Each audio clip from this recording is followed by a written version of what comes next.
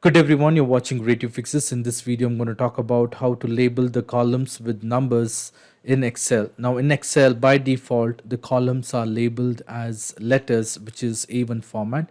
In case if you want to label the columns with numbers, which is R1C1 format, there is a quick step to do it. To do this, you will have to go to File at the top left corner in Excel and then click on Options. Once you click on Options, you will have to go ahead and click on Formulas. Under Formulas, go ahead and check the box which says R1C1 reference style. Click on OK. With this, your columns will be labeled as number, which is R1C1 format.